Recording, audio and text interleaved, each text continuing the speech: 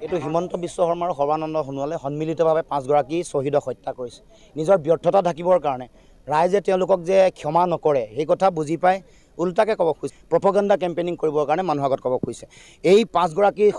শ্বহীদ হত্যাৰ মূল দায়ী হিমন্ত বিশ্ব শৰ্মা তেওঁ আটাইতকৈ বেছি প্ৰভোগ কৰিছে যিসকলক 43 বছৰৰ বিদেশীৰ বোজা জাপি দিছে সেইসকল কি হ'ব আমি সেইসকলৰ বিৰোধী আহিব নাহিব তাৰমানে তেওঁলোকৰ ফেন্সিং খোলা আছে নেকি বৰ্ডাৰ সিল বুলি কোৱা আছিলে খোলা আছে নেকি তাৰমানে হিমন্ত বিশ্ব শৰ্মাই স্বীকাৰ কৰিছে যে সীমান্ত উন্মুক্ত গতিকে এতিয়া তেওঁ নিজৰ দুৰ্নীতি সাৰদা কেলেংকাৰী লুই বাৰ্জাৰ কেলেংকাৰী এইবোৰ আগৰ হত্যা এইবোৰ ঢাকিবলৈকে বিজেপিলৈ জঁপিয়াইছে গতিকে সেইগৰাকী ব্যক্তিৰ কথা আপোনালোকে গুৰুত্ব দি লাভ নাই মুখ্যমন্ত্ৰী হ'লে হ'ল কিন্তু তেওঁ যে কেলেংকাৰীৰ লগত জড়িত এইটো কথা সকলোৱে জানে পুত্ৰ এতিয়া নিজৰ পুত্ৰ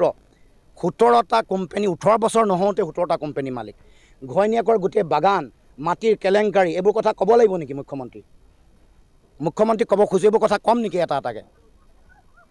ৰাইজক প্ৰভোগ কৰিব মিছা কথা ক'ব আহিছে গতিকে সাৱধান কৰি দিছোঁ আপুনি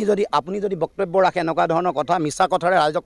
যদি প্ৰৰোচিত কৰিব খোজে এটা এটাকৈ মুখ্যমন্ত্ৰীৰ সকলো বিষয় আমি উত্থাপন কৰিম ৰাইজৰ বিপুল সঁহাৰি আৰু সেইকাৰণে মুখ্যমন্ত্ৰী তেওঁলোকৰ নেতা ঘনাই আহিছে তেওঁলোকৰ এতিয়া ভয়ত তত নাই কমৰ ঢিলা হৈ যোৱা বুলি কয় যে লুৰিণজ্যোতি গগৈয়ে বা আমাৰ কা আন্দোলনকাৰীসকলে কোনো মানুহক শ্বহীদ কৰা নাই শ্বহীদ কৰিছে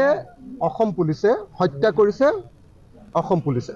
কিন্তু কালিৰ দিনটোৰ প্ৰথম কথাটো হ'ল যে কালি কা আন্দোলনত মৃত্যু হোৱাসকলক শ্বহীদ বুলি কোৱা প্ৰথম স্বীকৃতি প্ৰদান কৰিলে আৰু সেইকাৰণে মই অসমৰ মুখ্যমন্ত্ৰীক প্ৰথমতে দাবী জনাওঁ যে এই 5জন শ্বহীদক স্বীকৃতি দি তেওঁলোকক পৰিয়ালক ক্ষতিপূৰণ দিয়াৰ ব্যৱস্থা গ্ৰহণ কৰিব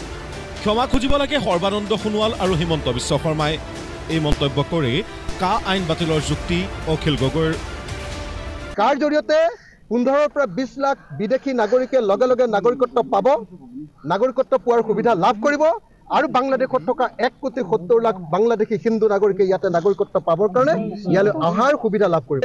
আমাৰ 5 শ্বহীদৰ হত্যাকাৰী হ'ল বিজেপি চৰকাৰ সৰ্বানন্দ সোণোৱাল আৰু হিমন্ত বিশ্ব শৰ্মাই আমাৰ 5জন শ্বহীদক হত্যা কৰিছে গতিকে তেওঁলোকে ক্ষমা বিচাৰিব লাগে আৰু যদি কাৰ জৰিয়তে কোনো নাগৰিকত্ব নাপায় বিদেশীয়ে যদি নাগৰিকত্ব নাপায় তেতিয়াহ'লে কাখন বাতিল কৰাৰ ব্যৱস্থা গ্ৰহণ কৰিব লাগে হিমন্ত বিশ্ব শৰ্মাৰ চালাকি কথা বন্ধ কৰিব লাগে পিছে মুখ্যমন্ত্ৰীৰ মতে ক্ষমা খুজিব লাগে লুৰিণজ্যোতি গগৈ আৰু অখিল গগৈয়েহে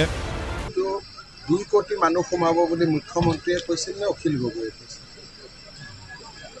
তাকে মানুহ আহি আছে বুলি লুৰিণজ্যোতি গগৈয়ে কৈছিল নে মুখ্যমন্ত্ৰীয়ে কৈছিল এটা ক্ষমা কোনে খুজিব অসমৰ মানুহে কথাটো কওক ট্ৰাকবিলাক এনেকুৱা কৈছিল যে বাগানৰ মাটিত সোমায়ে যাব ট্ৰাক ৰেডি হৈ আছে বাংলাদেশ বৰ্ডাৰ পাৰ কৰিলেই ট্ৰাকে মানে এই কথাটো কোনে কৈছিল মুখ্যমন্ত্ৰীয়ে কৈছিল নে অখিল গগৈয়ে কৈছিল নে লুৰিণজ্যোতি গগৈয়ে কৈছিল 5জন শ্বহীদ ৰাস্তাততো নোলালেহেঁতেন এই ধৰণৰ আৱেগিক কথাৰ কাৰণেহে ওলাইছিল ৰাস্তাত গতিকে তেওঁলোকৰ মৃত্যুৰ নৈতিক দায়িত্ব ল'ব লাগিব